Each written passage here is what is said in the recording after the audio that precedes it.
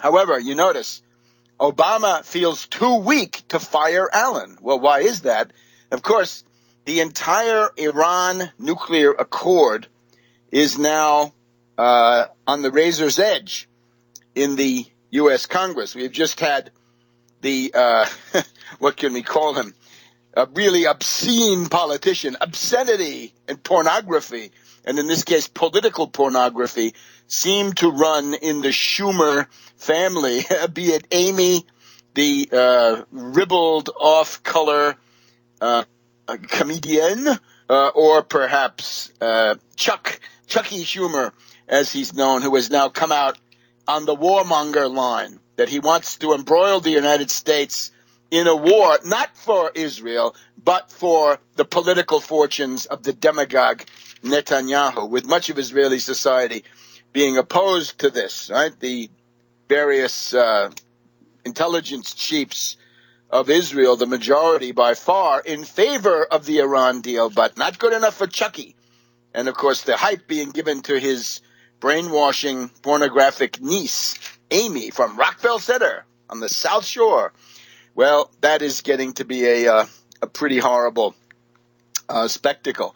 So all of this happening then in the wake of the Allen-Erdogan intrigue, coup, putsch, call it what you will, with Obama attempting to fight back, but his hands are tied because any substantial defections would mean that the Iran deal would simply collapse. Notice also Kerry is the guy, Skull and Bones Kerry, along with humanitarian bomber Samantha Power, are the ones who brought the Petraeus clique, and in this case Allen, into the picture.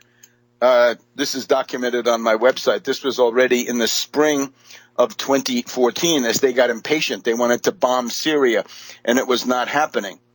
So all of that then happening. And then the next big step was August 4th. We began getting these reports that President Putin of Russia had clashed with the Turkish ambassador, and the key quotes were Putin telling the Turkish ambassador, "Tell your president he can go to hell along with his ISIS puppets.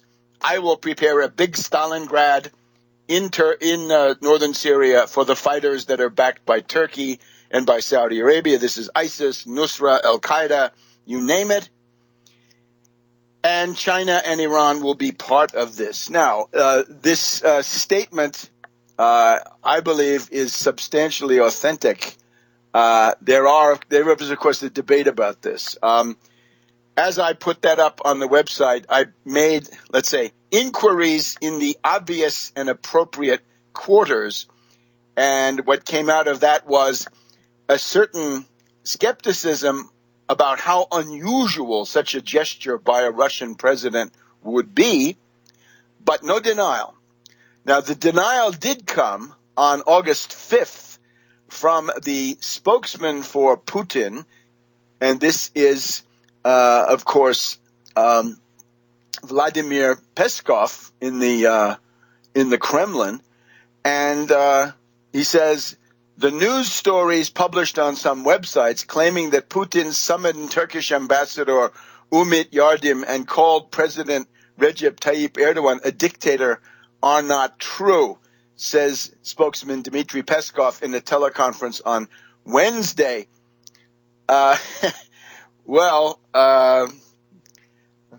Notice that he doesn't deny the really important parts, right? The threat to break diplomatic relations, the big Stalingrad, and that Saudi Arabia and Turkish proxies in northern Syria are about to get a bad result.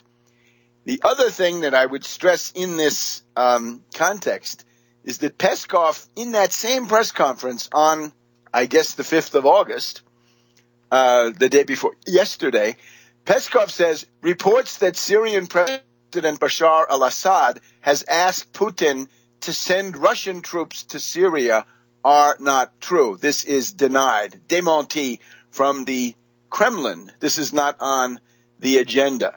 Now, I continue to believe that the original story that I put on Tarpley.net is substantially accurate. Now, a couple of things to say about it.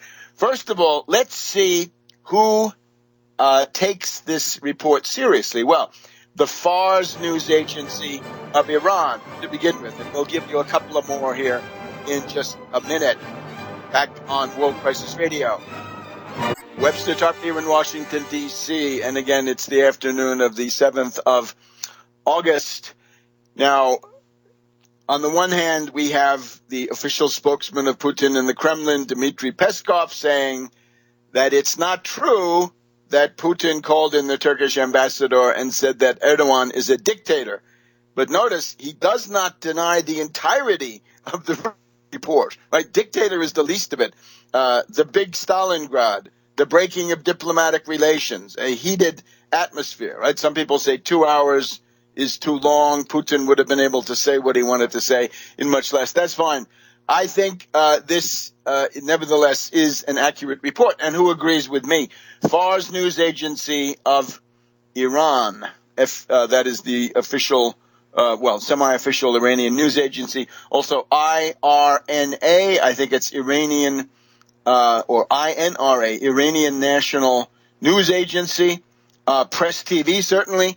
I was in a debate with former Assistant Secretary of Defense Lawrence Korb on Press TV this past week. And one of the questions they asked me, the anchorman in Tehran asked, is what would you say about this warning delivered by Putin to the Turks? Also, Al-Manar, that is to say, the press organ of Hezbollah in Lebanon, they reproduced this. Now, they reproduced this attributing it to a site called, I believe, AWD. But the important thing is, look who's interested in this. Pakistani websites are interested. Live Leak seems to have something to say about it. So, look at this. The comparable case, I think, is when Prince Bandar of Saudi Arabia journeyed to Moscow and delivered a threat to Putin, saying, Putin, if you don't stop supporting Assad of Syria, we are going to hit you with terrorism at the time of the Sochi Winter Olympics. Now, that visit and that warning have never really been confirmed. In other words, these are the kinds of things that governments do not overtly confirm because the problems then would multiply. These are warnings that are issued. They are received, but you don't want to have it come out in public that you've delivered an ultimatum, especially not to a NATO member, because you'd only be playing into the hands of the wily Erdogan, who could then run to Brussels and say, look, they're threatening me. You've got to send me NATO divisions and nuclear weapons and God knows what. The Allied question, will Russian troops be sent to Syria? Now, there's a certain background on this, but when you think about it, whoever thought they would be? This is the kind of denial. It's a non-denial denial. And I think Peskov is a non-denial denial. In the case of the Russian troops going to Syria, it's something like this. This was not, at least internationally, a big question until this week. So if you come out of the blue and say, it's not true that we're going to send troops to Syria, we're not even planning. This is a way of saying, in my view, watch out because we might send troops to Syria. Now, that's a big deal. You must remember that when the U.S. went to full nuclear alert in October 1973, under the auspices of Henry Kissinger, you will remember that red alert was predicated on a warning which Kissinger claimed to have received from the then Soviet leader Leonid Ilyich Brezhnev, saying Soviet airborne divisions might land in Egypt to help the Egyptians deal with the onslaught of the Israeli army. And for our purposes right now, it's good to remember that when Kissinger put the U.S. on full nuclear red alert, that was done without reference to the president even then. That is to say, Nixon. The excuse from Kissinger was, well, Nixon was asleep. And we remember similar cases, such as Al Gore ordering the bombing of Bosnia in the spring of 1999, when Yevgeny Primakov of Russia was flying across the Atlantic to try to negotiate a peaceful settlement of the Bosnian-Serbian question. And you can see the way it works. So that's what Allen has essentially done. Allen has now joined the ranks of Kissinger and Al Gore. Allen is moving up in the world. Look at the company he keeps. These are people who have essentially done end runs around the president. And, that's treason. And that is a very serious thing. And especially if you come close to starting a war, you will be in the dock to answer for that. So let's just reconstruct this question of the Russian troops. The commander, once again, of the Russian airborne troops, Colonel General Vladimir Shamanov, had said on Tuesday of this past week that his men are eager to help Syria to counter terrorism. So this was a planted remark. Of course, we will execute the decision set forth by the country's leadership if there is a task at hand. So he's been asked, are you planning to go to Syria? He also talked of good long-term relations between Moscow and Damascus. Many Syrian military professionals were trained in the Soviet Union and in Russia. But Dmitry Peskov says Russian paratroopers will indeed execute any order from Putin, but that this order has not been given and it's not being considered. No, this is not being discussed in any way. This issue is not on the agenda. And again, I would say that kind of a denial simply calls attention to the fact that Russia has indeed a formidable airborne capability, just like Leonid Ilyich Brezhnev said, I can put my paratroop divisions in there. Well, and it's very quick, not far. So that's from Moscow. Now, the other one is a source quoted by Réseau Voltaire, by our dear friend Thierry Masson, who was on last week, and we hope to get him back the following week. The word is that the Turkish Stream pipeline has been called off. So a sign of worsening relations between Erdogan of Turkey and Putin of Russia. And then we have these other things, right? What might get the Kremlin, Putin, really upset? Well, one is Erdogan openly sanctioning, openly aiding and abetting the creation of a terror organization, an Islamist terrorist organization among the Tatars of Crimea. Crimea, an integral part of Russia, always has been, goes back to Catherine the Great. But before that, there was the Khanate, the Muslim Tatar Khanate of the Crimea. Well, that was settled back before 1800, so it's getting on to quite a few years. In this case, Erdogan has signaled by hosting a Tatar leader in Turkey that this terror is going to be ginned up against the Russians in Crimea. Very bad idea. And we'll be back in a minute. Welcome back to World Crisis Radio. And again, it's the 7th of August here in Washington, D.C., sleepy little southern town that it is underneath all the glitz. So the things that might have goaded the Russian leadership into issuing a warning at some level in some form to Turkey, Erdogan openly signaling that he will be promoting terrorism in the Crimea. Now, this is absolute insane, suicidal folly. It's worth remembering again, in the 19th century, there was a Russo-Turkish war every generation, and Turkey generally did not fare too well. And then the last of them, really, it was the World War I. That included a Russo-Turkish war, leading to the breakup and collapse of the Ottoman Empire. The thing that Erdogan and Davutoglu, the two neo-Ottoman madmen, want to roll back. The caliphate, they think, belongs to them. Erdogan will be the caliph.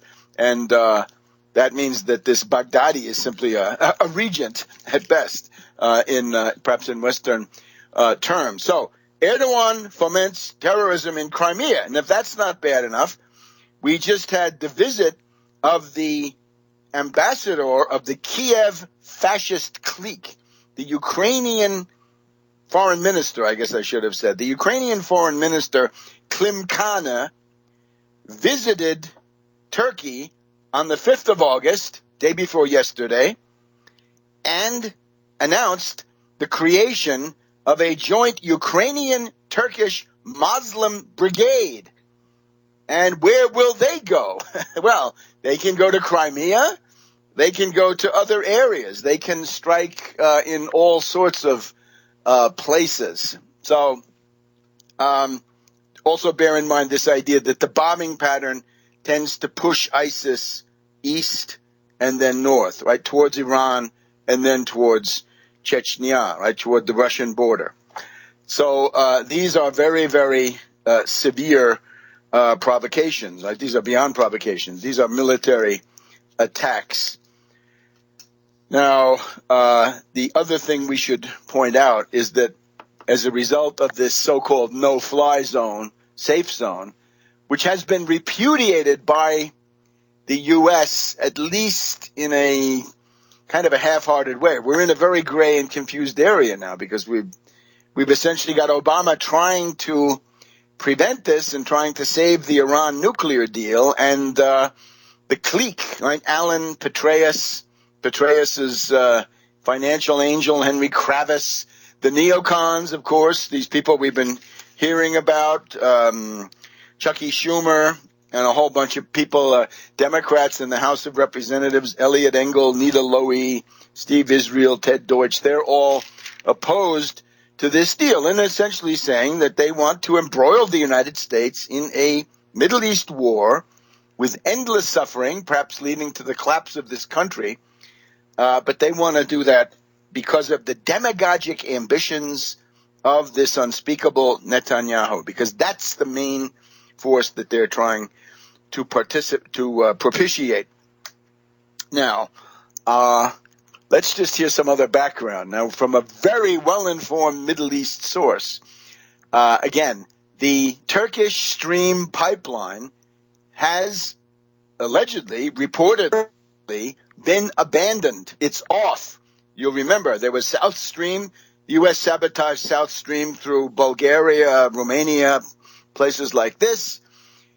And now we had Turkish Stream, and that was going to go across into Greece, right? And there was even some question then about continuing from Greece to other places in Western Europe. This has been called off, according to Voltaire Network. Erdogan publicly announced that he was going to direct terrorism into Crimea, Islamist terrorism, and quite possibly all the rest of Russia. That was also from, I think this you can see on various sites, but Voltaire Net is a good place to see it. Now, concerning the very large and very capable and very political Turkish army, we're told that the supreme commander of the Turkish army, Özal, refuses to bombard the Kurds and the YPG as in the way that Erdogan wants. So what they said was, well, we can, the Turkish generals are willing to exercise hot pursuit. Hot pursuit means if there are ISIS terrorists on the Turkish side and the Kurds shoot across into Turkey to try to target these ISIS terrorists, then the Turkish military says, wait a minute, you can't do that. We get hot pursuit. We can then fire standoff missiles and hit you. But they're keeping this fig leaf, a fiction, saying we don't really cross the border with our jets. We are expecting within maybe a week or two the announcement of new elections in Turkey. There is a time clock, and I think they're down to about 2 weeks or less. After those June elections, with the Kurdish party getting 13% of the votes, it was clear that that Erdogan was giving up on parliamentary democracy. But what he'd like to do is to give it one more try.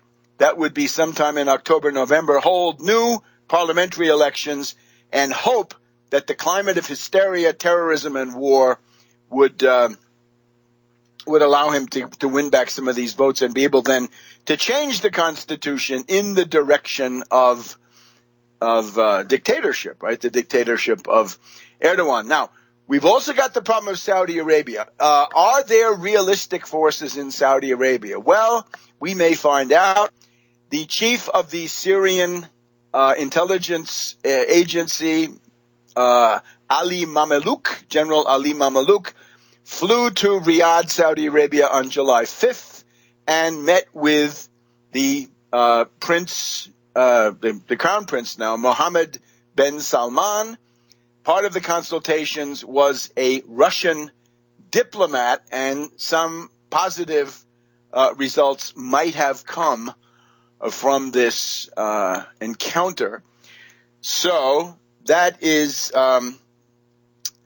that's about it. Now, the other thing, and we have to see where this goes, the United States and the Russian Federation voted in favor at the UN Security Council of an investigation of the MH17 Malaysian airliner going down in Ukraine last summer.